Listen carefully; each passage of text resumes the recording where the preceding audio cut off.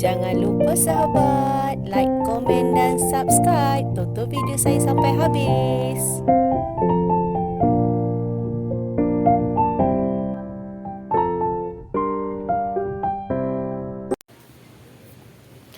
Hai, Assalamualaikum sahabat semua. Apa khabar? Semoga kita sentiasa sihat, diberkati Allah dan dilimpahkan rezeki seluas-luas lautan. Berjumpa lagi dengan saya, Aisyah Bunga. Hari ini kita nak borak-borak tentang tanaman. Okey. Untuk macam contoh tanaman apa yang senang jaga, tanaman apa yang mudah dan tak banyak masalah. Okey. Kalau untuk permula, macam contoh yang baru nak berjinak-jinak tentang tanaman. Okey, untuk tanaman ni kita jangan putus asa. Untuk tanaman ni kita jangan patah semangat. Kita kena kuat semangat. Kalau kita tak boleh nak buat, kita cuba lagi dan terus berusaha lagi. Sebab memang bukan senang untuk kita berkebun ataupun untuk kita tanam tanaman hias. Macam contoh di belakang saya. Sebab dulu saya pun sebab saya dalam bidang tanaman ni bukan 2-3 tahun. Dah berbelas-belas tahun dari saya sekolah menengah lagi. Untuk tanaman ni memang kadang kalau kita tak tahu apa-apa, kita main beli dan kita main bela je, kita akan tanggung resiko. Resiko macam contoh, kita nak jaga untuk sesuatu tanaman tu sesuai di bahagian mana. Okey, kalau untuk yang sesuai untuk tanaman, contoh kalau kita beli tanaman di nursery, okey, kita akan tahu tanaman ni masa kita beli pun kita dah tahu dah. Contohnya, kita tengok dia letak pokok tu di bahagian mana. Iyalah, kalau kita beli tanaman tu, kita kena tengok, masa kita beli tu kita kena tengok dia letak di mana. Di tempat redup ke ataupun di tempat yang panas ke. Okey, kalau sahabat beli dekat tempat panas, kena letak di tempat yang panas. Tapi kebanyakannya tanaman sekarang tak suka tempat yang terlampau panas terik. Kalau macam sayuran, buah-bahan, bolehlah dekat tempat yang panas. Kalau pokok-pokok yang banyak kat belakang ni, memang jaranglah dapat yang boleh kena panas terus. Tempat saya pun memang panas.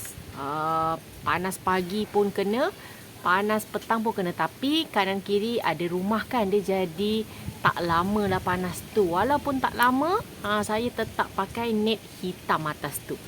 Boleh tengok. Saya pakai net hitam di atas. Sebab memang tak boleh kena panas. Kalau kena panas je, daun akan melecur. Kita kena banyak ambil tahu tentang tanaman. Tanaman ni boleh ke kita letak tempat panas. Tapi kalau macam contoh keladi, tapi keladi pun ada certain yang tak boleh kena panas juga. Kalau macam colocasia, tak kisah. Macam ada keladi lintah, dia tak boleh direct sun terus ataupun direct panas terus. Memang tak boleh. Dia kena tempat yang kita letak tu agak redup-redup sikit. Kalau panas pagi pun kena tengok juga, sebab sekarang pun cuaca panas pun, panasnya pun terlampau panas. Kalau panas pagi pun, kadang kita duduk dekat luar pun pukul 10 macam tu pun kita duduk sendiri pun dah panas. Sebab saya hari-hari berkebun pada pagi. Kalau panas je saya akan lari ke dalam ni. Memang ni tempat saya selalu duduk-duduk, relax tension. Kalau dah penat berkebun seharian, memang hari-hari saya akan tengok tanaman saya. Sebab biasanya kalau kita nak beli tanaman tu, kita kena tahu dari awal lah. Tempat redup ke, tempat panas ke, ataupun kita tanya tuan yang jual tu boleh letak tempat panas tak. Tapi kalau dia letak di tempat yang redup, memang tak boleh lah letak direct sun langsung. Kalau untuk permula ni memang kena banyak tahu. Macam contoh, minat dengan sesuatu tanaman tu, kita kena tahu tanaman tu penjagaan dia macam mana. Kita kena ambil basic dia lah. Penjagaan, tempat, baja, media tanah, kena tempat yang macam mana. Lepas tu media tanah pula, media tanah yang macam mana sesuai. Tapi memang untuk tanaman saya, semua tanaman saya memang saya guna 100% hormos yang saya jual. Kalau berminat boleh WhatsApp nombor yang tertera di awal video. Setiap video saya ada nombor WhatsApp saya, boleh terus WhatsApp saya. Jangan telefon, sebab kalau telefon memang saya busy, susah sikit nak jawab nombor. Lagi kadang-kadang nombor kita ada yang kita tak kenal, memang kita tak tahu. Kalau WhatsApp saya, insya-Allah saya akan terus balas kalau ada yang berminat. Okey. Kalau untuk permula ni, contoh kalau kita nak tanam keladi ke ataupun colocasia ke, kita kena kalau boleh jangan dululah.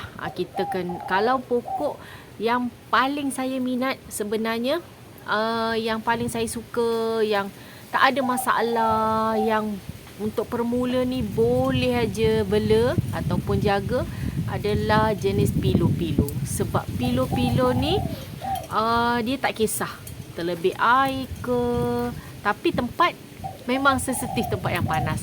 Pilo ni dia senang lah dan lasak. Kalau untuk keladi ni pula, kita kena betul-betul tahu media tanah. Sebab ada jenis, nama pun keladi, tapi ada jenis keladi yang suka media basah, ada yang suka media poros, ada yang suka media kering, ada juga yang rendam dalam air tapi busuk. Memang keladi tak boleh kita rendam dalam air, sebab keladi ni dia ada ubi. Bila rendam dalam air, dia akan busuk akar ataupun busuk ubi. Dia tak sama macam keladi-keladi yang tepi-tepi parit, keladi-keladi yang bila kita campak tu hidup. Tak sama. Dia kalau macam colocasia senang jaga. Colocasia saya memang campak macam tu aja, memang senang jaga. Tapi ada juga yang macam contoh black magic, black coral, ada juga yang tak hidup. Ada juga, bukan saya lah. Kalau saya memang dah tahu kan, black magic saya memang merimbun dah. Siapa pernah tengok video saya, memang merimbun besar-besar. Tapi saya keladi ni saya kurang sikit minat. Ada juga certain yang saya bukan minat apa. Saya suka jenis macam pilo-pilo ni. Kita tak kisah sebab waktu hujan ke apa ke, kalau macam keladi ni kita kena tahu. Sebab memang saya berbelas-belas tahun dalam tanaman keladi ni pun, sampai sekarang pun saya masih banyak belajar lagi. Tapi dulu kalau saya bela apa pun memang tak menjadi, sebab banyak yang mati. Sebab media tanah tu yang paling penting untuk tanaman adalah media tanah. Kalau media tanah tu basah ataupun terlampau banyak tanah, memang pokok susah nak hidup. Kena contoh media-media yang poros, yang bila kita siram air tu dia tak bermasalah pada tanaman kita. Kebanyakannya kalau untuk permula, belalah colocasia ataupun philodendron. Tak kisahlah philodendron apa pun, jenis philodendron memang seronok lah. Dia cepat besar. Dia memang saya minat lah. Memang minat. Tapi memang kebanyakannya tanaman saya, semua saya pakai hormos. Tak ada yang tak pakai. Sebab saya dah tahu. Dulu saya pakai tanah biasa, tak menjadi. Pokok selalu mati. Sebab berbelasan tahun saya dalam tanaman, memang tak berputus asa. Sampai sekarang pun saya masih belajar lagi. Tapi sekarang dah berjinak-jinak dengan buah-buahan, sayur-sayuran. Tapi paling saya suka ulam-ulaman. Memang suka sangat dengan ulam-ulaman. Macam contoh pokok ubi. Pokok ubi pun saya ada dalam 6 jenis ke 5 jenis macam tu. Sebab suka makan pucuk ubi. Macam tu, sukalah. Sebab nampak macam belakang tu macam dah sempit, sebab saya dah bagi dua. Sebelah sana untuk berkebun, sebelah sini untuk tanaman-tanaman hias saya.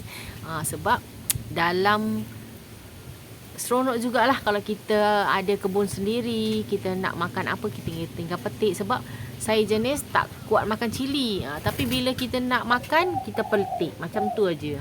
Bila nak pakai baru petik. Okey.